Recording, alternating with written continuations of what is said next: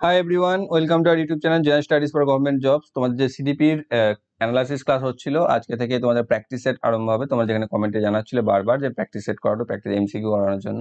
তো আজকে থেকে আমাদের যে সিটেটে বিগত কয়েক বছরের পরীক্ষা হয়েছে, বছরে দুবার করে, জুন সেশন আর ডিসেম্বরে, তো তার কোশ্চেন্সগুলো থেকেই সিডিপির যে কোশ্চেন্সগুলো রয়েছে সেখান থেকে নিয়ে আমরা আমাদের প্র্যাকটিস সেট স্টার্ট করব। আজকে আমাদের সিডিপি প্র্যাকটিস সেট ক্লাস 1, যেখানে আমরা জুন 2011-তে যে সিটের এক্সাম হয়েছিল তার ফার্স্ট পেপারের যে সিডিপি কোশ্চেন ছিল সেগুলো নিয়ে হচ্ছে আজ আলোচনার বিষয়। ওকে, তো তার জন্য যারা যারা আমাদের এখনো Telegram channel jobs academy, Facebook page jobs academy, Facebook group general studies for government jobs এবং for only TET WB primary TET 2022 Telegram চ্যানেলে জয়েন হয়ে যাও। সেখানে তোমরা ভিডিও রিলেটেড ইনফরমেশন এবং পিডিএফ যথাসময়ে পেয়ে যাবে। আজকে দেখো, ওই আজকের নয়, মানে এই ক্লাসের প্রথম কোশ্চেন্স বা সেই সিটেট 2011 জুনের প্রথম কোশ্চেন, যে ডেভেলপমেন্ট বাংলা ইংরাজি দুটোতেই দেখা আছে বা বলা আছে, তো কারোরই অসুবিধা হওয়ার কথা নয়, দুজনের জন্যই করা আছে, তো প্রত্যেকেই দেখতে পাবে। ঠিক আছে, যারা বাংলা বোঝো, ইংরাজি দরকার, তারাও দেখতে পারো, যারা বাংলাতে চাইছিল তারাও পাবে বা পেয়ে যাচ্ছ। যে কি বলছে, উন্নয়ন প্রক্রিয়া কখনো শেষ হয় না বা development is never ending process, এই ধারণার সাথে যুক্ত কোন নীতিটি? এখানে দেখো বাংলাতে নীতিগুলো রয়েছে, তারপরে লেখাগুলোর সাথে বা কথাগুলোর সাথে তোমরা কম পরিচিতি থাকতে পারে, সেই জন্য আমি ইংরেজিটাকেও নেওয়া আছে এখানে। যে ধারাবাহিকতার নীতি কি, অফ প্রিন্সিপাল অফ কন্টিনিউটি, একীকরণের নীতি বা প্রিন্সিপাল অফ ইন্টিগ্রেশন, মিথস্ক্রিয়া নীতি বা প্রিন্সিপাল অফ ইন্টারাকশন, আর আন্তঃসম্পর্কের নীতি বা প্রিন্সিপাল অফ ইন্টার রিলেশন। ঠিক আছে, ইন্টারাকশন, ইন্টার রিলেশন, ইন্টিগ্রেশন আর কন্টিনিউটি। তো এখানে উন্নয়ন প্রক্রিয়া কখনো শেষ হয় না বা development is never ending process, এর আনসার কোনটা হবে? এ, বি, সি এবং ডি। তোমরা কমেন্ট করতে থাকো লাইভ চ্যাটে, মেন কমেন্টেই কমেন্ট করতে থাকো না, তাহলে আবার ভর্তি হয়ে যাবে, দেখার অসুবিধা হবে। লাইভ চ্যাটে কমেন্ট করতে থাকো, নিজের আনসার মধ্যে নিজেদের মধ্যে আনসার করতে থাকো, যা যা পড়েছো তার উপর বেস করে। তো এর আনসার হচ্ছে option number A, principal of continuity বা ধারাবাহিকতার নীতি, যেটা হয়ে যাচ্ছে সঠিক উত্তর। একীকরণের বা মিথস্ক্রিয়া বা আন্তঃসম্পর্কে কোনোটাই এই উন্নয়ন প্রক্রিয়া কখনো শেষ হয় না। কখনো শেষ হয় না বলতে কি বোঝা যাচ্ছে? যে কন্টিনিউ চলতে থাকে বা ধারাবাহিকভাবে হয়ে থাকে। টু টম, আমি কথাটা বলেছিলাম দেখো মনে করে অ্যানালাইসিস ক্লাসে, যে গর্ভাবস্থা থেকে শুরু করে মৃত্যু পর্যন্ত আমাদের ডেভেলপমেন্ট চলতে থাকে, তাহলে উন্নয়ন প্রক্রিয়া কখনো শেষ হয় না, যেটা হচ্ছে ধারাবাহিকভাবে হতে থাকে, যেটা হচ্ছে প্রিন্সিপাল অফ কন্টিনিউটিকে ফলো করে। অপশন নাম্বার এ হয়ে যাচ্ছে এর সঠিক উত্তর। নেক্সট নেক্সট কি রয়েছে? শিশুদের বুদ্ধিবৃত্তিক বিকাশের 4টি স্বতন্ত্র পর্যায় চিহ্নিত করা হয়। কে করেছিলেন এটা? অর্থাৎ 4 distinct stages of children's intellectual development are identified by, কে ছিলেন? এরিকসন, স্কিনার, পিয়াজে নাকি কোহলবার্গ? ঠিক আছে, এখানে 4জন নাম দেওয়া রয়েছে, 4জন ব্যক্তির, তাদের মধ্যে কে শিশুদের বুদ্ধিবৃত্তিক বিকাশের 4টি স্বতন্ত্র পর্যায়কে চিহ্নিত করেছিলেন? এরিকসন, স্কিনার, পিয়াজে নাকি কোহলবার্গ? তো এখানে কোনটা আনসার হবে? এখানে হবে জিন পিয়াজে, যিনি হচ্ছেন সঠিক উত্তর। অপশন নাম্বার সি তে রয়েছে। তিনি তার বুদ্ধিবৃত্তিক বিকাশের 4টি স্বতন্ত্র পর্যায় করেছিলেন না, যেখানে সেই ইনফ্যান্সি ছিল, স্টেজগুলো তোমাদের মনে করে দেখো, তারপরে ছিল চাইল্ডহুড, ছিল অ্যাডোলেসেন্স, ছিল আর একটা প্রথমে ছিল যেটাকে আমরা গর্ভাবস্থা বলতাম। নেক্সট, ছোট বাচ্চাদের শেখার প্রতিক্রিয়ায় বা প্রক্রিয়ায় পিতামাতার একটি ড্যাশ ভূমিকা পালন করা উচিত, বা parents should play a dash role in the learning process of young children. কি আছে? সক্রিয়, সহানুভূতিশীল, নিরপেক্ষ নাকি নেতিবাচক, বা proactive, sympathetic, neutral or negative? তো কি ধরনের ভূমিকা পিতামাতার থাকে ছোট বাচ্চাদের শেখার প্রক্রিয়ায়? সেক্ষেত্রে অবশ্যই সক্রিয় বা প্রোঅ্যাক্টিভ ভূমিকা লক্ষ্য করা যায় পিতামাতার। তো অপশন নাম্বার এ হয়ে যাবে সঠিক উত্তর, সক্রিয় বা প্রোঅ্যাক্টিভ। এখানে সহানুভূতি, নিরপেক্ষতা বা নেতিবাচক কোনোটাই অ্যান্সার হবে না। ঠিক আছে, সহানুভূতিশীল, সবসময় আমরা সহানুভূতি প্রদর্শন করি না ছোটদের ক্ষেত্রে। দ্বিতীয় রয়েছে নিরপেক্ষ, যে ক্ষেত্রেও আমরা কিছু ক্ষেত্রে পার্সিয়ালিটি করে থাকি, নিরপেক্ষভাবে নয়। আর নেতিবাচকটাও হবেই না। তো অপশন নাম্বার এ হয়ে যাবে সক্রিয় বা প্রোঅ্যাক্টিভ, যেটা হচ্ছে সঠিক উত্তর। পরবর্তী কোশ্চেন্স গুলো পড়ার সাথে সাথে তোমরা অ্যান্সার করার চেষ্টা করবে, তারপর বলার পর চেক করতে পারবে যে তোমরা কতটা ঠিক করতে পারছো নাকি করতে পারছো না, তাহলে সেরকম ভাবে তোমাদেরকে আবার পড়তে হবে। এখানে রয়েছে দেখো, কোশ্চেন্স গুলো সব আমার বানানো নয়, কোশ্চেন্স গুলো সিটেটে আসা প্রশ্ন। তো কোশ্চেন্স প্যাটার্ন, কোশ্চেন স্ট্যান্ডার্ড নিয়ে কোনো রকম প্রশ্ন করো না।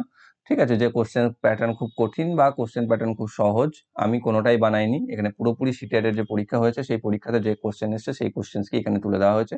আমি শুধু ইংরেজিকে বাংলা করে দিয়েছি, পাশে ইংরেজিটাকে রেখে দিয়েছি। কি বলছে যে শেখার অন্তর্দৃষ্টি তত্ত্ব প্রচারিত হয়, বা the insight theory of learning is promoted by, অর্থাৎ কার দ্বারা? শেখার অন্তর্দৃষ্টি তত্ত্ব, যেটাকে আমরা বলি। বাংলাতে কোনো সমস্যা থাকতে পারে, সেজন্য আমি দুঃখিত এবং ক্ষমা প্রার্থী। তোমরা তার সাথে সাথে ইংরেজি এগুলোকে একটু চেক করে নেবে। The insight theory of learning, ঠিক আছে, সেটা কার দ্বারা প্রচারিত বা প্রমোটেড হয়েছিল? পাভলভ, জিন পেয়াজে, ভাইগটস্কি, নাকি জেস্টাল্ট তাত্ত্বিক বা থিওরিটস, যেটা রয়েছে। এর উচ্চারণটা ইংরেজিটাই করে রেখো, আমি বাংলাতেও সেই জন্য ইংরেজিটাই রেখেছি। জেস্টাল্ট বা গেস্টাল্ট অনেক রকম ভাবে বলা হয়, বা গেস্টাল্ট এরকম ভাবেও বলা হয়ে থাকে। তো সেই অপশন ডি হয়ে যাচ্ছে, সেটাই সঠিক উত্তর। এখানে পাভলভ, জিন পেয়াজে এবং ভাইগটস্কি কোনোটাই কেউই এই ইনসাইট থিওরি অফ লার্নিং কে নিয়ে প্রচার করেননি। তো যেটা রয়েছে অপশন নাম্বার ডি সঠিক উত্তর। দেখো কিছু কিছু ক্ষেত্রে দুই রকম ভাবে আমরা আনসার করতে পারি। এক হচ্ছে যে সঠিক অপশন আমরা জানি বা সঠিক উত্তর আমরা জানি, আর দ্বিতীয় ক্ষেত্রে কি হচ্ছে যে বাকি যে তিনটি উত্তর হবে না তাদের সম্পর্কে আমি জানি। দেখো এখানে পাভলভ, জিন পিয়াজে এবং ভাইগটস্কি, এই তিনটে তত্ত্বই তোমাদেরকে আমি বলে দিয়েছি অলরেডি, যে এইটুকুই অ্যানালাইসিস ক্লাস হয়েছে সেখানে। তো সেখানে তোমরা দেখতে পেয়েছো বা পড়েছো যে পাভলভ, জিন পিয়াজে এবং ভাইগটস্কি কেউই এখানে আমাদের শেখার অন্তর্দৃষ্টি তত্ত্ব নিয়ে আলোচনা করেননি। তাহলে সেইটুকু থেকেই দেখো তোমার এখানে গেস্টাল্ট থিওরি পড়ার প্রয়োজন নেই, তার আগেই তুমি এটাকে অ্যান্সার করতে পারবে, কারণ বাকি তিনজনের ক্ষেত্রে তুমি জানো। তো এইরকম ভাবেও অনেক সময় উত্তর তোমরা করে আসতে পারবে, সেগুলোকে একটু মাথায় রেখো। তো অপশন নাম্বার ডি হয়ে যাচ্ছে এখানে সঠিক উত্তর। পরবর্তী, অনুপ্রেরণা শেখার প্রক্রিয়ায় বা motivation in the process of learning, ঠিক আছে। অনুপ্রেরণা শেখার প্রক্রিয়ার ক্ষেত্রে কি, যে এক, শিক্ষার্থীদেরকে একমুখী চিন্তা করতে বাধ্য করে, অর্থাৎ makes learners think unidirectional. Next রয়েছে ছোট বাচ্চাদের মধ্যে শেখার আগ্রহ তৈরি করে বা creates interest for learning among young. C রয়েছে শিক্ষার্থীদের স্মৃতিশক্তি তীক্ষ্ণ করে, sharpens the memory of learners. আর নাকি চার, নতুন শিক্ষা থেকে নতুন শেখার পার্থক্য করে, নাকি differentiate new learnings from new learning, নতুন শিক্ষা থেকে নতুন শেখার পার্থক্য করে। ঠিক আছে, এটা কোনটা অ্যান্সার হবে তোমরা কমেন্ট করো, যে শিক্ষার্থীদেরকে একমুখী চিন্তা করতে বাধ্য করে, নাকি ছোট বাচ্চাদের মধ্যে শেখার আগ্রহ তৈরি করে, নাকি স্মৃতিশক্তি বাড়িয়ে তোলে, নাকি নতুন শিক্ষা থেকে শেখার পার্থক্য তৈরি করে। এটা হবে কি, যে বিএডটা ছোট বাচ্চাদের মধ্যে শেখার আগ্রহ তৈরি করে বা create interest for learning among young. Option number B হয়ে যাবে সঠিক উত্তর। অনুপ্রেরণা বা মোটিভেশন আমাদেরকে শেখার আগ্রহ তৈরি করে। নেক্সট কি বলছে, নিচের কোনটি বুদ্ধিমান শিশুর লক্ষণ নয়, অর্থাৎ which of the following is not a sign of an intelligent young child. একজন বুদ্ধিমান শিশুর লক্ষণ নয় কোনটি? কি বলছে, একজন যিনি একটি বিমূর্ত পদ্ধতিতে চিন্তা চালিয়ে যান, যে একজন নতুন পরিবেশকে বা পরিবেশে নিজেকে মানিয়ে নিতে পারেন, সি দীর্ঘ প্রবন্ধ খুব দ্রুত কি আছে ক্র্যাম করার, এখানে দিয়ে দিয়েছে করার, ক্র্যামটা ইংরেজিটা সরাসরি হয়ে গেছে। One who has ability to crumb long essays very quickly, অর্থাৎ খুব দ্রুত দীর্ঘ প্রবন্ধ খুব দ্রুত অধ্যয়ন করার ক্ষমতা রাখে এমন একজন, এটা ক্র্যামটা ইংরেজি কথা, এটা অধ্যয়ন বলতে পারো বা জানা বলতে পারো। যিনি সাবলীলভাবে এবং যথাযথভাবে যোগাযোগ করার ক্ষমতা রাখেন, বা one who has the ability to communicate fluently and appropriately. তাহলে কি হচ্ছে, which of the following is not a sign of an intelligent young child? One who carries on thinking in an abstract manner, one who can adjust oneself in a new environment, one who has the ability to cram new essays very quickly, long essays very quickly, and one who has the ability to communicate fluently and appropriately. দেখো এখানে একজন বুদ্ধিমান শিশুর লক্ষণ নয় যেটা হচ্ছে, সেটা অপশন নাম্বার সি। বাকি তিনটেই হচ্ছে লক্ষণ, যে একজন বিমূর্ত পদ্ধতিতে চিন্তা করবে, যে নিজেকে নতুন পরিবেশের সাথে সহজে মানিয়ে নেবে, যে সাবলীলভাবে যোগাযোগ রাখতে পারবে।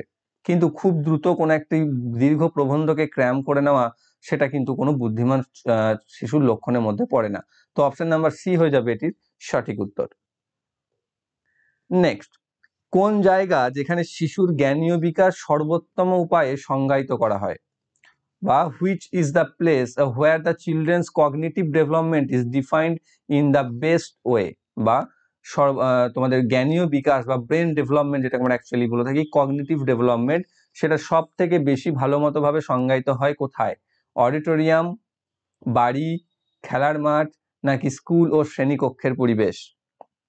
কোন জায়গায় তার ব্রেন জ্ঞানীয় বিকাশ বা কগনিটিভ ডেভেলপমেন্ট সব থেকে ভালোভাবে হতে পারে? যেটা হচ্ছে দেখো অডিটোরিয়ামে তো হবে না, বাড়িতেও সব দিক থেকে হয় না, কারণ সেখানেও যারা থাকে তারা সবাই আমাদের কমফোর্টেবল জোনের মধ্যে রাখে। খেলার মাঠ সেখানেও আমাদের বন্ধুই কেবল থাকে, বা শুধুমাত্র একটা পার্সপেক্টিভ, আলাদা একটা নির্দিষ্ট পার্সপেক্টিভ থাকে। কেবল এখানে আমাদের স্কুল এবং শ্রেণীকক্ষের পরিবেশ যেটা, সেটা হয়ে যাবে সঠিক অ্যান্সার, যেখানে আমাদের কগনিটিভ ডেভেলপমেন্ট সব থেকে বেস্ট ওয়েতে হয়ে থাকে। Option number D, school and classroom environment. পরবর্তী রয়েছে, যে পর্যায়ে একটি শিশু বস্তু এবং ঘটনা সম্পর্কে যৌক্তিকভাবে চিন্তা করতে শুরু করে তাকে বলা হয়, এটা তোমাদের পারা উচিত, বা তোমরা যারা আমার ক্লাস করেছো অ্যানালাইসিস ক্লাসগুলো, 3টে ক্লাস হয়েছে অলরেডি, যারা দেখোনি দেখে নেবে আগের ক্লাস আগে গিয়ে একটু। তো এখানে কি বলছে, যে পর্যায়ে একটি শিশু বস্তু এবং ঘটনা সম্পর্কে যৌক্তিকভাবে চিন্তা করতে শুরু করে, বা the stage in which a child begins to think logically about objects and events is known as কি? Pre operational stage, concrete operational stage, sensory motor stage নাকি ফর্মাল অপারেশনাল স্টেজ?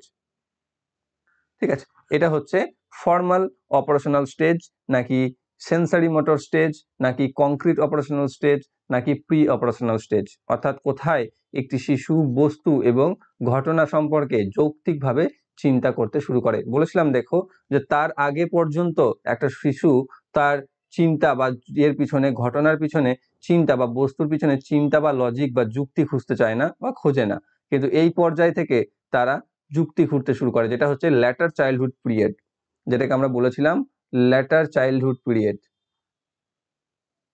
বা স্টেজ।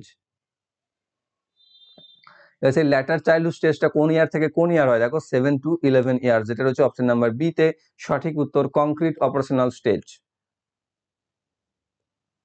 পরবর্তী কোশ্চেন, নিচের কোনটি শিশুর সামাজিক মানসিক চাহিদার সাথে সম্পর্কিত নয়? Which of the following is not related to the socio psychological needs of the child? ঠিক আছে, যে নিচের কোনটি শিশুর সামাজিক বা মানসিক চাহিদার সাথে সম্পর্কিত নয়? এক রয়েছে শরীর থেকে বজ্র পদার্থ নিয়মিত নির্মূল করা, বি কোম্পানির জন্য প্রয়োজন, কোম্পানি বলতে সঙ্গ, হ্যাঁ এখানে কোম্পানি বলতে সঙ্গ, যেটাকে আমরা বন্ধুদের সাথে পেয়ে থাকি, সঙ্গের জন্য প্রয়োজন, প্রশংসা বা সামাজিক অনুমোদনের প্রয়োজন নাকি মানসিক নিরাপত্তার প্রয়োজন? ঠিক আছে, তো এখানে কোনটি শিশুর সামাজিক বা মানসিক চাহিদার সাথে সম্পর্কিত নয়? দেখো এখানে সঙ্গ, যেটা আমাদের সামাজিক এবং মানসিক ডিমান্ড আমাদের রাখে, প্রশংসা এবং সামাজিক অনুমোদন বা অ্যাপ্রিসিয়েশনস বা need for appreciation or social approval, সেটাও আমাদের মধ্যে প্রয়োজন, বা নিড ফর ইমোশনাল সিকিউরিটি, সেটাও আমাদের জন্য প্রয়োজন। তাহলে যেটা হচ্ছে regular elimination of waste products from the body, এটা আমাদের সামাজিক এবং মানসিক বিকাশের বা চাহিদার ক্ষেত্রে রিলেটেবল নয়। অপশন নাম্বার এ হয়ে যাবে এটার সঠিক উত্তর, regular eliminations of waste products from the body. Next, নিচের কোনটি শিক্ষার্থীদের মধ্যে সৃজনশীলতা সৃষ্টি করবে, বা which of the following will foster creativity among learners will foster creativity, foster creativity among learners, বা শিক্ষার্থীদের মধ্যে সৃজনশীলতা বৃদ্ধি করবে কোন ক্ষেত্রটি? এক রয়েছে স্কুল জীবনের শুরু থেকেই অর্জনের লক্ষ্যের উপর জোর দেওয়া, বি পরীক্ষায় ভালো নম্বরের জন্য শিক্ষার্থীদের কোচিং করানো বা কন্ডিশনিং করানো বা কোচিং দেওয়া, বা শিক্ষার্থীদের সুশিক্ষার ব্যবহারিক মূল্য শেখানো নাকি প্রশ্ন করার সুযোগ প্রদান করা এবং প্রত্যেক শিক্ষার্থীর সহজাত প্রতিভা লালন করা? কি বলছে, নিচের কোনটি থেকে আমরা শিক্ষার্থীদের মধ্যে সৃজনশীলতা বৃদ্ধি করতে পারবো? যেটা হচ্ছে তাদের মধ্যে নতুন সুযোগ, বা নতুন যদি আমি চান্স বা সুযোগ বা প্রোভাইড করি, তাদের মধ্যে নিজস্বতা কি রয়েছে, তবেই সে দেখো নতুন কিছু সৃষ্টি করতে পারবে। যেটা কোথায় রয়েছে? যেটা রয়েছে দেখো অপশন নাম্বার ডি তে, প্রশ্ন করার সুযোগ প্রদান এবং প্রত্যেক শিক্ষার্থীর সহজাত প্রতিভা লালন করা, বা providing opportunities two questions and nature বা নার্চার দ্য ইনিয়েট ট্যালেন্ট বা innate talents of every learner, অর্থাৎ নিজের যে সহজাত প্রতিভা রয়েছে তাকে লালন পালন করা এবং তাকে সুযোগ দেওয়া, তবেই সে তার মধ্যে সৃজনশীলতার বৃদ্ধি ঘটবে। অপশন নাম্বার ডি হয়ে যাচ্ছে সঠিক উত্তর।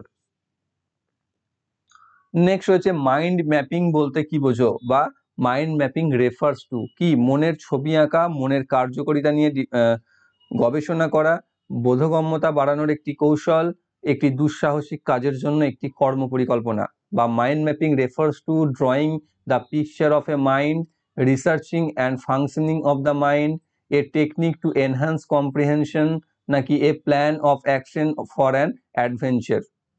তো এখানে যেটা হচ্ছে মাইন্ড ম্যাপিং কথাটার অর্থ যেটা হচ্ছে researching the functioning of the mind, আমাদের মনের যে কার্যকারিতা বা কর্মক্ষমতা তা নিয়ে গবেষণা করা বা রিসার্চ করা। অপশন নাম্বার বিতে রয়েছে সঠিক উত্তর, মনের কার্যকারিতা নিয়ে গবেষণা করা। পরবর্তী, একটি ছোট্ট শিশু অতীতের মতো একই পরিস্থিতিতে তার দ্বারা তৈরি প্রতিক্রিয়ার ভিত্তিতে একটি নতুন পরিস্থিতিতে প্রতিক্রিয়া জানায়, এটি কার সাথে সম্পর্কিত? বা young child responds to a new situation on the basis of the response made by him or her in a similar situation as it is in the past. This is related to law of attitude, of learning process, law of readiness of learning process, law of analogy of learning process, নাকি law of effect of learning process। ঠিক আছে, শেখার প্রক্রিয়ার law of অ্যাটিটিউডে, নাকি প্রস্তুতির আইন, নাকি সাদৃশ্যতার আইন, নাকি প্রভাব আইন, কোনটা? অপশন নাম্বার, দেখো এখানে আগের এর কথাটা আমি ভালো করে বুঝে নাও, যে আগের কোনো একটা ঘটনার প্রেক্ষিতে বা ঘটে যাওয়া ঘটনার প্রেক্ষিতে নতুন একটা সিচুয়েশনে তুমি তাকে রেসপন্স করছো, তাকে নতুন একটা সেই রকম ভাবেই রেসপন্স করছো, তাকে আমরা কি বলবো? যেমন আমি বলেছিলাম, দেখবে তোমাদের অ্যানালাইসিস ক্লাসে, যে তুমি একটা বিড়াল দেখেছিলে, প্রথমবার দেখেছিলে তার দুটি কান আছে, একটা মুখ আছে, একটা লেজ আছে, চারটে পা আছে। তারপর তুমি যখন আবার প্রথমবার কুকুর দেখবে, ঠিক আছে, তখন কি হবে? তুমি তার মধ্যে ঠিক সেই সাদৃশ্যতাকেই খুঁজে পাবে যা বিড়ালের মধ্যে দেখতে পেয়েছিলে। যতক্ষণ না তার মধ্যে ডিফারেন্ট কিছু দেখতে পাচ্ছ, ততক্ষণ তুমি সেটাকে বিড়াল বলেই চালিয়ে দেবে।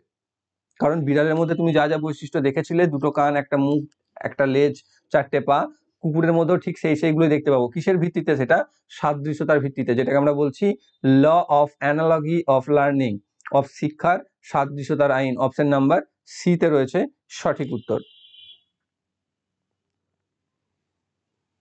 নেক্সট, সর্বোত্তম উপায় বিশেষ করে প্রাথমিক স্তরে শিক্ষার্থীদের শেখার অসুবিধাগুলিকে মোকাবিলা করার জন্য ব্যবহার করা কি দরকার? বা the best way especially at primary level to address the learning difficulties of students to be used, যে প্রাইমারি লেভেলে স্টুডেন্টদের যে পড়াশোনার বা শেখার অসুবিধা রয়েছে সেগুলিকে দূর করার জন্য সব থেকে বেস্ট ওয়ে কোনটি? এক রয়েছে সহজ ও আকর্ষণীয় পাঠ্য বই, নাকি গল্প বলার চলিত পদ্ধতি, নাকি অক্ষমতার জন্য উপযোগী বিভিন্ন ধরনের শিক্ষাদান পদ্ধতি, নাকি ব্যয়বহুল ও চকচকে সমর্থন উপস্থাপন বা উপাদান। এখানে বলছে easy and interesting text books, story telling method, C রয়েছে a variety of teaching methods suited to the disability, নাকি expensive and glossy support material. দেখো, আমাদের শেখার অসুবিধাগুলোকে দূর করার জন্য এটা একটা মেথড হচ্ছে যে সহজ এবং আকর্ষণীয় পাঠ্য বই, এটাও একটা মেথড। গল্প পদ্ধতি, এটাও একটা মেথড, যাতে ছেলেদের কাছে পড়াশোনাটা অনেক বেশি সহজসাধ্য হয়ে ওঠে। কিন্তু সব থেকে বেস্ট যেটা সেটা হচ্ছে প্রবলেমকে আগে আইডেন্টিফাই করো, তারপর তার সলিউশন করো। আগে প্রবলেম, তারপর তার সলিউশন, যেটা হচ্ছে অক্ষমতাটা কেমন তার প্রয়োজন দেখে তার উপযোগী শিক্ষাদান পদ্ধতি, যেটা হচ্ছে সিতে রয়েছে a variety of teaching method suited to the disability. অক্ষমতার সাথে বা আমাদের যে সমস্যাগুলো রয়েছে, অসুবিধা রয়েছে, তা কেমন তা প্রথমে খোঁজো, তারপর তার তুলনায় বা তার মতো করে তুমি টিচিং মেথডকে সুইট করো। তো অপশন নাম্বার সি হয়ে যাবে এখানে সঠিক উত্তর। অক্ষমতার জন্য উপযোগী বিভিন্ন ধরনের শিক্ষাদান পদ্ধতি বা এ variety of teaching method suited to the disability. Next, বিশেষ চাহিদা সম্পন্ন শিশুদের শিক্ষা প্রদান করা উচিত কোথায়? স্পেশাল স্কুলে, নাকি বিশেষ বিদ্যালয়ে বিশেষ শিক্ষকদের দ্বারা বা special teachers in special schools, নাকি অন্যান্য স্বাভাবিক শিশুদের সাথে, নাকি বিশেষ বিদ্যালয়ে বিশেষ শিশুদের জন্য উদ্ভাবন করা কোনো পদ্ধতি দ্বারা? দেখো, বিশেষ চাহিদা সম্পূর্ণ বা education of child with special needs would be provided কাদের সাথে দেওয়া উচিত? দেখো, যাদেরকে কোনো একটা কমতি, দেখো স্পেশাল নিডস বলতে তাদের কোনো একটা জিনিস কমতি আছে নর্মালের থেকে, ঠিক আছে, যেগুলোকে আমরা ফিজিক্যাল হ্যান্ডিক্যাপ্টও বলে থাকি তাদের, তো বা চিলড্রেন্স বা পার্সনস উইথ স্পেশাল নিডস। তো তাদের কি থাকে, তাদেরকে যদি আমরা সেই সাধারণদের থেকে সেপারেট আলাদাভাবে দেখতে যাই, তাহলে তাদেরকে আমি কি করছি, তাদের নর্মাল যে ডেভেলপমেন্ট, সে ডেভেলপমেন্ট আমি কোথাও না কোথাও একটা বাধা সৃষ্টি করব। কারণ তাকে যখনই আমি আলাদাভাবে ট্রিট করব তখনই সে নিজেকে আর অন্যদের মতো পাবে না খুঁজে, বা নিজেকে অন্যদের মতো মনে করবে না। তো সেই জন্য তাদের সম্পূর্ণ বিশেষ চাহিদা সম্পন্ন শিশুদেরও শিক্ষা আমাদের অন্যান্য স্বাভাবিক শিশুদের সাথেই করা উচিত, যাতে সে নিজেদেরকে কোনো রকম ভাবে দুর্বল বা বাকিদের থেকে আলাদা, বা নিজেকে অন্যদের থেকে বিশেষ চাহিদা সম্পন্ন বা দুর্বল বা অন্য কিছু কোনো দিক থেকেই সেই জিনিসটা না আসে, সকলের সাথে স্বাভাবিকভাবে তার ডেভেলপমেন্ট ঘটতে পারে, যেটা রয়েছে অপশন নাম্বার সিতে, অন্যান্য স্বাভাবিক শিশুদের দ্বারা বা along with other normal children. Option number সিতে রয়েছে সঠিক উত্তর। নেক্সট, ডিসলেক্সিয়া বা পড়ার অসুবিধা, এটা বলে দিলেই উত্তর পেয়ে গেলে। ডাইলেক্সিয়া বা dyslexia is associated with reading disorder, behavioral disorder, mental disorder নাকি mathematical disorder? তো এটা ডিসলেক্সিয়াটা, এটাই হচ্ছে এর বাংলা, বা যদি আমি বলে দিই তাহলে তুমি উত্তর পেয়ে যাবে, যেটা হচ্ছে পড়ার অসুবিধা। দেখো কোনটা, অপশন নাম্বার এতে চলে আসছে সঠিক উত্তর, reading disorder. Behavioural, mental, mathematical কোনোটাই নয়। তো dyslexia is associated with reading disorder, বা ডিসলেক্সিয়া পড়ার ব্যাধির সাথে যুক্ত। নেক্সট, ড্যাশ প্রতিভাধর হওয়ার লক্ষণ নয়, বা dash is not a sign being gifted. বুঝলি না, গিফটেড, তো বিং গিফটেড হওয়ার সাইন নয় কোনটা? অভিব্যক্তিতে অভিনবত্ব, কৌতূহল, সৃজনশীল ধারণা, অন্যদের সাথে মারামারি। এটা তো তোমাদের কাছে আশা করছি সবাই পড়েও পারবে, না পড়েও পারবে। এটা কোনো প্রতিভার মধ্যে পড়ে না যে অন্যদের সাথে মারামারি করছো। বাকিগুলো হতে পারে অভিব্যক্তিতে অভিনবত্ব বা novelty in expression, curiosity, creative ideas, যেগুলো আমাকে এক্সেপশনাল বা গিফটেড করতে পারে সমাজে অন্যদের চোখে, কিন্তু অন্যদের সাথে মারামারি কখনোই আমাকে গিফটেড করবে না বা প্রতিভাধর বানাবে না। অপশন ডি হয়ে যাচ্ছে সঠিক উত্তর, fighting with others. Next, visual ঘাটতি বা চোখে দেখতে কম পাওয়া যাতে থাকে সহ ভি গ্রেডের একজন শিক্ষার্থীর হওয়া উচিত কি? যে student of V grade with visual deficiency should be, কি আছে, শ্রেণীকক্ষে সাধারণভাবে চিকিৎসা করা হয় এবং অডিও সিডির মাধ্যমে সহায়তা প্রদান করা, নাকি শ্রেণীকক্ষে বিশেষ চিকিৎসা প্রদান করা। এখানে চিকিৎসা বলতে ট্রিটমেন্ট, হ্যাঁ, চিকিৎসা বলতে তুমি ডাক্তারি করা নয়, তাকে সেই কিভাবে ট্রিট করবে, তুমি ট্রিট করা যেটাকে আমরা বলি সেটা হচ্ছে চিকিৎসা, যে তাকে সাধারণভাবেই ট্রিট করবে এবং অডিও সিডির মাধ্যমে সহায়তা প্রদান করবে, নাকি তাকে বিশেষ রকম ভাবে বা বাকিদের থেকে আলাদাভাবে তুমি ট্রিট করবে, নাকি নিম্ন স্তরের কাজ করার জন্য অজুহাত প্রদান করবে বা excuse to do a lower level of work, নাকি বাবা মা এবং বন্ধুদের দ্বারা তার রুটিন কাজে সাহায্য করবে বা help with his or her routine work by parents or friends. তো কোনটা? যেটা হচ্ছে আমরা তাকে সাধারণভাবেই জাজ করব বা সাধারণভাবেই তাকে আমি ট্রিট করব আমাদের ক্লাসে, এবং তাকে অডিও সিডির মধ্যে যেহেতু সে দেখতে পায় না তাই সাউন্ডের মাধ্যমে তাকে আমি সহায়তা প্রদান করব। তো অপশন নাম্বার এ হয়ে যাবে এখানে সঠিক উত্তর, treated normally in the classroom and provided support through audio সিডিজ given. ঠিক আছে, given special treatment in the classroom. আচ্ছা, এটা বি, হ্যাঁ, এখান থেকে এটা বি, এটা এন্টার করা হয়নি। নেক্সট, নিম্নলিখিত বিবৃতিগুলির মধ্যে কোনটি শেখার প্রক্রিয়ার বৈশিষ্ট্য হিসেবে বিবেচিত হতে পারে না, বা which of the following statements can not be considered as A feature of the process of learning? শেখা লক্ষ্য ভিত্তিক, অশিক্ষা একটি শেখার প্রক্রিয়া, শিক্ষা প্রতিষ্ঠানই একমাত্র স্থান যেখানে শিক্ষা গ্রহণ করা হয়, নাকি শেখা একটি ব্যাপক প্রক্রিয়া। তো এটাও তোমরা মোটামুটি ভাবে বুঝতে পেরে গেছো যে দেখো শেখার প্রক্রিয়ার বৈশিষ্ট্য হতে পারে না, সেটা হচ্ছে দেখো অপশন নাম্বার সি, শিক্ষা প্রতিষ্ঠানই একমাত্র স্থান যেখানে শিক্ষা গ্রহণ করা হয়। সেটা কি সঠিক, যে আমরা কি কেবল আমাদের শিক্ষা প্রতিষ্ঠানে শিক্ষা গ্রহণ করি, নাকি আমাদের চারপাশের পরিবেশ, আমাদের বাড়ি, আমাদের খেলার মাঠ, আমাদের সব জায়গা থেকে আমরা শিক্ষা গ্রহণ করি? সব জায়গা থেকে আমরা শিক্ষা গ্রহণ করি। শিক্ষা একটি ব্যাপক প্রক্রিয়া। তো option C, educational institution are the only place where learning takes place, এটাই হবে আমাদের শেখার প্রক্রিয়ার একটা বৈশিষ্ট্য নয়, বা এটা একটা বৈশিষ্ট্য হতে পারে না। তো অপশন নাম্বার সি হয়ে যাচ্ছে সঠিক অ্যান্সার। পরবর্তী, শিক্ষাকে সমৃদ্ধ করা যেতে পারে যদি, কি দিয়েছে অপশন, যে শিক্ষকেরা বিভিন্ন ধরনের বক্তৃতা এবং ব্যাখ্যা ব্যবহার করেন, বি শ্রেণীতে পর্যায়ক্রমিক পরীক্ষার প্রতি যথাযথ মনোযোগ দেওয়া হয়, সি বাস্তব জগতের পরিস্থিতিগুলিকে ক্লাসে নিয়ে আসা হয় যেখানে শিক্ষার্থীরা একে অপরের সাথে যোগাযোগ করে এবং শিক্ষকের ক্ষেত্রে সুবিধাজনক হয়ে ওঠে, নাকি ক্লাসে আরো বেশি করে শিক্ষাদানের উপকরণ ব্যবহার করা? অর্থাৎ learning can be enriched if সমৃদ্ধ হবে যদি teacher uses different types of lecture and explanation, due attention is paid to periodic tests in the class, situations from the real world are brought into the class in which students interact with each other and the teacher facilities. ঠিক আছে, তো কোনটা যেটা হচ্ছে, দেখো যদি শিক্ষাকে আমরা আরো ভালোভাবে সমৃদ্ধ করতে পারবো, দেখো বক্তৃতা ব্যাখ্যাগুলো তো করতেই হবে, পর্যায়ক্রমিক পরীক্ষা তো নিতেই হবে, কিন্তু শিক্ষাকে আরো বেশি সমৃদ্ধ আমরা করতে পারি রিয়েল টাইম এক্সপ্লেনেশন বা রিয়েল ওয়ার্ল্ড এক্সাম্পল, যেটাকে আমরা বলি বাস্তব জগতের পরিস্থিতিগুলোকে যদি আমরা উদাহরণস্বরূপ ক্লাসে উপস্থাপন করতে পারি, তাহলে সেটা স্টুডেন্টদের ক্ষেত্রে বুঝতে এবং নিজেদের একে অপরের সাথে ইন্টারাক্ট করতে সুবিধা হয়, যেটা আমাদের শিক্ষাকে আরো বেশি সমৃদ্ধ বা এনরিচ করবে।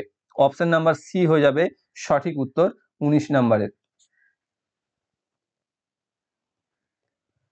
নেক্সট, মূল্যায়নকে একটি উপযোগী এবং আকর্ষণীয় প্রক্রিয়া করার জন্য একজনকে সতর্ক হওয়া উচিত কি ব্যাপারে? To make assessment a useful and interesting process one should be careful about.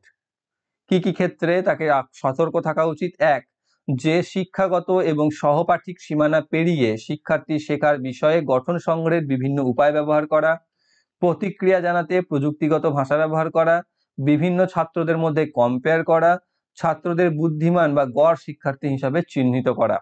ইংরাজি বলে নি যে using a variety of ways to collecting informations about the students learning across the scholastic and co-scholastic boundaries, নাকি using technical language to give feedback, নাকি making comparisons between different students, নাকি labelling students as intelligent or average learners. তো যেটা হচ্ছে প্রথমটায় দেখো শিক্ষাগত এবং সহপাঠিক সীমানা পেরিয়ে আমাদের শিক্ষার্থীর শেখার বিষয়ে গঠন সংগ্রহের বিভিন্ন উপায় ব্যবহার করা, যেটা হচ্ছে অপশন নাম্বার এ তে, সেটাই হবে মূল্যায়নকে আরো উপযোগী এবং আকর্ষণীয় করার জন্য আমাদেরকে এই ব্যাপারে কেয়ারফুল হতে হবে। অপশন নাম্বার এ হয়ে যাচ্ছে সঠিক অ্যান্সার, কারণ বাকি তিনটে নয়। পরবর্তী 21 নাম্বার, একজন শিক্ষক তার গণতান্ত্রিক প্রকৃতির কারণে ছাত্রদের পুরো ক্লাসে বসতে দেন। কেউ কেউ একসাথে বসে আলোচনা করে বা গ্রুপ রিড করে, কেউ কেউ চুপচাপ বসে তা পড়েন। একজন অভিভাবক এটা পছন্দ করেন না। নিম্নলিখিতগুলির মধ্যে কোন পরিস্থিতি সামাল দেওয়ার সর্বোত্তম উপায় বলে হতে পারে? অর্থাৎ একজন টিচার তার স্টুডেন্টদেরকে গোটা ক্লাসে সম্পূর্ণ ক্লাস বসে থাকতে দেন, সেখানে কি করে, সেখানে কিছু স্টুডেন্ট নিজেদের মধ্যে গ্রুপ বানিয়ে বা দল বানিয়ে পড়াশোনা করে, কিছুরা আলাদা আলাদা ভাবে করে চুপচাপ, যেটা একজন অভিভাবক পছন্দ করেন না। তো এই পরিস্থিতিকে সামাল দেওয়ার জন্য সর্বোত্তম বা বেস্ট ওয়ে কি হতে পারে? এক, যে অভিভাবকদের উচিত শিক্ষকের প্রতি আস্থা প্রদর্শন করা এবং শিক্ষকের সাথে সমস্যা নিয়ে আলোচনা করা, নাকি অভিভাবকদের উচিত শিশুটিকে সেই স্কুল থেকে নিয়ে চলে যাওয়া, নাকি অভিভাবকের উচিত শিক্ষকের বিরুদ্ধে অধ্যক্ষের কাছে কমপ্লেন জানানো, নাকি অভিভাবকদের উচিত তাদের ওয়ার্ডের বিভাগ পরিবর্তন করার জন্য অধ্যক্ষকে অনুরোধ করা। এখানে ইংরেজি নাও বলে নি যে a teacher because of his or her democratic nature allows students to sit all over the class. Some sit together and discuss or do group reading, some sit quietly and read themselves. A parent does not like it. Which of the following may be the best way to handle the situation? কি বলছে, parents should show trust in the teacher and discuss the problem with the teacher. Parents should take away the children from that school. নাকি parents should complain against the teacher to the principal, or parents should request the principal to change the section of their ward. দেখো এটাকে সমস্যার সমাধান করার সবথেকে best way বা উপায় হচ্ছে অপশন নাম্বার এ, যেটা হচ্ছে শিক্ষকের প্রতি ভরসা রাখা এবং শিক্ষকের সাথে তার প্রবলেম নিয়ে আলোচনা করা। সেখান থেকে স্কুল থেকে ছেলেকে নিয়ে চলে যাওয়া বা অধ্যক্ষের কাছে শিক্ষকের নামে কমপ্লেন জানানো বা তার ওয়ার্ড বা বিভাগ পরিবর্তন করা, কোনোটাই এর সঠিক ওয়ে নয় একে সমস্যার সমাধান করা বা এই সমস্যার সমাধান করার। তো অপশন নাম্বার এ হয়ে যাচ্ছে সঠিক উত্তর। নেক্সট, নিচের কোনটিকে প্রাথমিক স্তরে একজন শিক্ষকের সবচেয়ে গুরুত্বপূর্ণ গুণ হিসেবে বিবেচনা করা উচিত? বা which of the following should be consider the most important quality of a teacher at primary level. যে প্রাইমারি লেভেলে দেখো তোমরা প্রত্যেকে প্রাইমারি টিচার হওয়ার জন্য পড়াশোনা করছো, তোমাদের মধ্যে সব থেকে কোন গুণটা থাকা জরুরি বলে তোমাদের মনে হয়? যে এক, শিক্ষাদান পদ্ধতি ও বিষয়ে জ্ঞান পারদর্শিতা, উচ্চ মানসম্পন্ন ভাষায় শিক্ষা দেওয়ার যোগ্যতা, শেখানোর আগ্রহ, নাকি ধৈর্য এবং অধ্যবসায়। যেটা বলছে competence in the method of teaching and knowledge of subjects, নাকি competence to teach in highly standardised language, নাকি এগারনেস টু টিচ, নাকি পেশেন্স অ্যান্ড প্রিজার্ভেন্স। তো যেটা সব থেকে বেশি জরুরি, দেখো ছোট বাচ্চাদের ক্ষেত্রে গেলে আমার না বেশি নলেজের প্রয়োজন, না বেশি জ্ঞানের প্রয়োজন, না খুব স্ট্যান্ডার্ডাইজড উচ্চমান সম্পন্ন ভাষার প্রয়োজন। যেটা প্রয়োজন সেটা হচ্ছে patience and perseverance. Option number D রয়েছে সঠিক অ্যান্সার, ধৈর্য এবং অধ্যবসায়। নেক্সট, ড্যাশ, এটা ইন্টারভিউ তো বলতে পারে তোমাকে যে তুমি যে প্রাইমারি টিচার হতে এসছো, তো তোমার মধ্যে কি কোয়ালিটি সব থেকে বেশি জরুরি, বা সব থেকে বেশি জরুরি তোমার মধ্যে কোন গুণ দরকার একজন প্রাইমারি টিচার হিসাবে। নেক্সট রয়েছে পরবর্তী প্রশ্ন, যে ড্যাশ অনুপ্রাণিত শিক্ষার একটি চিহ্ন হিসেবে বিবেচিত হয়, বা dash is considered as a sign of motivated teaching. প্রথম রয়েছে শিক্ষার্থীদের দ্বারা প্রশ্ন করা, ক্লাসে পিন ড্রপ সাইলেন্স, ক্লাসে সর্বোচ্চ উপস্থিতি, এবং শিক্ষক প্রদত্ত প্রতিকারমূলক কাজ। যে questioning by students, pin drop silence in the class, maximum attendance in the class, নাকি remedial work given by the teacher. এটা দেখো অনুপ্রাণিত শিক্ষার একটা চিহ্ন হওয়া উচিত যেখানে স্টুডেন্টরা অংশগ্রহণ করবে। তো স্টুডেন্টরা অংশগ্রহণ কোথায় করবে? যেখানে স্টুডেন্টকে আমরা প্রশ্ন করতে বলবো বা প্রশ্ন করতে সুযোগ দেবো, যেটা হচ্ছে অপশন নাম্বার এ তে, শিক্ষার্থীদের দ্বারা প্রশ্ন করা। তুমি ধমকে বকেও সাইলেন্স রাখতে পারো, তুমিও মারধর দিয়েও ক্লাসে সর্বোচ্চ উপস্থিতি বজায় রাখতে পারো। তো এগুলো কোনোটাই একটা অনুপ্রাণিত শিক্ষার চিহ্ন নয়। অপশন নাম্বার এ, যেটা হচ্ছে শিক্ষার্থীদের দ্বারা প্রশ্ন করা বা কোয়েশ্চেনিং বাই স্টুডেন্টস, যখন শিক্ষার্থীরা নিজে থেকে প্রশ্ন করতে শুরু করবে, মানে সব থেকে বেশি ভালোভাবে মোটিভেটেড হতে থাকবে, বা মোটিভেটেড টিচিং এর সব থেকে বেস্ট ওয়ে বা চিহ্ন, ইন্ডিকেশন যেটাকে আমরা বলছি, শিক্ষার্থীদের দ্বারা প্রশ্ন করা। অপশন নাম্বার এ রয়েছে সঠিক অ্যান্সার। তো অপশন এ হচ্ছে এখানটার সঠিক উত্তর। নেক্সট রয়েছে নিম্ন শ্রেণীতে খেলার উপায় শিক্ষাদান পদ্ধতি কিসের উপর ভিত্তি করে, বা at lower classes play way method of teaching is based on, কিসের উপর নির্ভরশীল? এক রয়েছে বিকাশ মনস্তাত্ত্বিক নীতি, শিক্ষাদানের সমাজতাত্ত্বিক নীতি, শারীরিক শিক্ষা কার্যক্রমের তত্ত্ব, নাকি শিক্ষাদানের পদ্ধতির মূলনীতি, বা psychological principles of development, sociological principles of teaching, নাকি theory of physical education programmes, নাকি principle of methods of teaching. কোনটা তোমাদের সব থেকে নিচু শ্রেণীতে বা নিম্ন শ্রেণীতে খেলার উপায়ে শিক্ষাদান পদ্ধতি কোনটাকে করা উচিত? যেটা হচ্ছে সাইকোলজিক্যাল প্রিন্সিপালস অফ ডেভেলপমেন্ট বা বিকাশের মনস্তাত্ত্বিক নীতি। অপশন নাম্বার এ তে রয়েছে সঠিক উত্তরে। খেলা দেখে অনেকে ফিজিক্যাল দেখতে চলে যেতে পারো, এখানে সি তে চলে আসতে পারো, কিন্তু সেটা নয়। বিকাশের মনস্তাত্ত্বিকের ক্ষেত্রে আমাদের এটা হচ্ছে বিকাশের মনস্তাত্ত্বিক নীতি হচ্ছে খেলার উপায় শিক্ষাদান পদ্ধতির উপর, বা পদ্ধতিটা এর উপর বিকাশ মনস্তাত্ত্বিক নীতির উপর ভিত্তি করে হয়। নেক্সট রয়েছে শিক্ষার ক্ষেত্রে কারিকুলাম শব্দটি বোঝায়। কারিকুলামটা তো তোমরা সামনে তো ইউজ করেছো, যারা বিএড ডিএড করেছো তারাও, আর এমনিতেও পড়ার সময়ও বোঝায়। Term curriculum in the field of education refers to, কি মূল্যায়ন প্রক্রিয়া, শ্রেণীতে ব্যবহৃত পাঠ্য উপাদান, শিক্ষাদানের পদ্ধতি এবং যে বিষয়বস্তু শিখতে হবে তা, নাকি স্কুলের সামগ্রিক প্রোগ্রাম যা শিক্ষার্থীর প্রতিদিনের ভিত্তিতে অনুভব করে। যে evaluation process, text material to be used in the class, নাকি methods of teaching and the content to কি আছে বিটট কন্টেন্ট টু বি টট, এখানে বি আর টু এর মাঝে গ্যাপ হবে। আর রয়েছে overall program of the school which students experience on day by day basis. তো কারিকুলাম কথার অর্থ হচ্ছে একটা সামগ্রিক প্রোগ্রাম বা ওভারঅল প্রোগ্রাম, যেখানে একটা স্টুডেন্ট বা শিক্ষার্থী প্রতিদিনের ভিত্তিতে বা ডে বাই ডে বেসিসে এক্সপিরিয়েন্স করে, অনুভব করে। অপশন নাম্বার ডি হয়ে যাবে এখানকার সঠিক আনসার, যেটা রয়েছে অপশন নাম্বার ডি। নেক্সট রয়েছে জিন পিয়াজের মতে নিচের কোন পর্যায়ে একটি শিশু বিমূর্ত প্রস্তাব সম্পর্কে যুক্তিযুক্তভাবে চিন্তা করতে শুরু করে?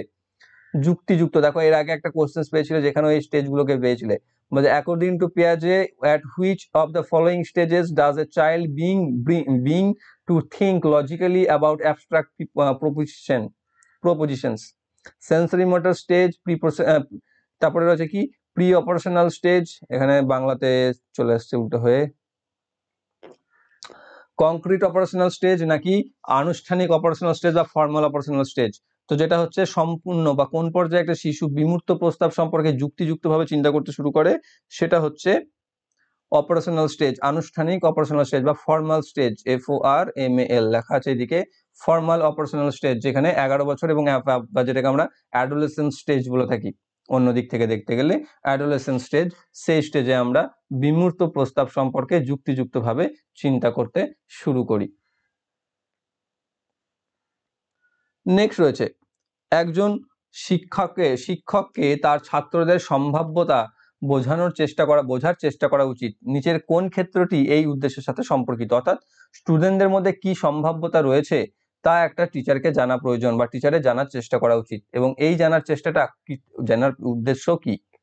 A teacher should make an attempt to understand the potentialities of his or her students. Which of the following fields is related to this objective? Media psychology, শিক্ষাগত মনোবিজ্ঞান, শিক্ষামূলক সমাজবিজ্ঞান নাকি সামাজিক মনোবিজ্ঞান? যেটা হচ্ছে শিক্ষাগত মনোবিজ্ঞান বা এডুকেশনাল সাইকোলজির উপর, যার উপর থিওরিগুলো করলাম আগের দিন ক্লাসে, educational psychology. Option number B তে রয়েছে শিক্ষাগত মনোবিজ্ঞান। তার উদ্দেশ্য সাধিত হয় যখন একটা টিচার তার স্টুডেন্টদের সম্ভাবতা জানার বা বোঝার চেষ্টা করে। পরবর্তী, কৃত্তিকা যে বাড়িতে বেশি কথা বলে না কিন্তু স্কুলে অনেক কথা বলে, এটি কি দেখায় তার মধ্যে? বা Krittika who does not talk much at home but talks a lot at school, it shows that কি? যে সে তার বাড়িতে মোটেও পছন্দ করে না, নাকি তার নিয়মানুবর্তিতা স্কুলে স্বীকৃতি পায় না, নাকি স্কুল শিশুদের অনেক কথা বলার সুযোগ দেয়, নাকি শিক্ষকদের দাবি যে বাচ্চাদের স্কুলে অনেক কথা বলা উচিত? ইংরেজিতে she does not like her home at all, নাকি her school not get acknowledged at school, বা তার স্কুল, এই প্রথম স্কুল কথার অর্থ হচ্ছে নিয়মানুবর্তিতা বা তার মধ্যে যে ডিসিপ্লিন বা তার মধ্যে যে নিয়মগুলো চালায় আর কি সেগুলো। আর শিক্ষকদের দাবি বা the school provides opportunities to children to talk a lot, নাকি শিক্ষকদের দাবি যে বাচ্চাদের স্কুলে অনেক কথা বলা উচিত, যেটা হচ্ছে teachers demand that children should talk a lot at school. তো এখানে যেটা হচ্ছে যে তাদের যে নিয়মানুবর্তিতা সেটা স্কুলে বেশি স্বীকৃতি পায় না। অর্থাৎ আমি যদি চুপচাপ বসে থাকি, আমার যে সিরিয়াসনেস, তোমার বাড়িতে যতটা তোমাকে সিরিয়াসলি নেবে স্কুলে নেবে অতটা সিরিয়াসলি। তুমি মন খারাপ করে বসে থাকলেও বন্ধুরা এসে মাথায় মেরে দিয়ে চলে যায় না?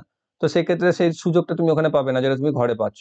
তো সেটা হচ্ছে মেন কারণ, যে কারণে কৃতিকা বাড়িতে বেশি কথা বলে না কিন্তু স্কুলে এসে অনেক বকবক করে। যেমন আমি তোমাদের সাথে কত বকবক করি, আমিও কম কথা বলি। তো যেটা রয়েছে তার অপশন নাম্বার বি, সেটা হচ্ছে সঠিক উত্তর, যদি এটা বাচ্চাদের জন্য বলা। নেক্সট, শিশুরা সক্রিয়ভাবে বিশ্ব সম্পর্কে তাদের উপলব্ধি তৈরি করে, একটি বিবৃতি যার জন্য দায়ী। কি বলছে? Children activity construct their understanding of the world is a statement attributed to. যে এই বিবৃতিটি কার জন্য, যার জন্য দায়ী, কে দায়ী এর কথাটার জন্য? কোলবার্গ, স্কিনার, পেয়াজে নাকি পাভলভ?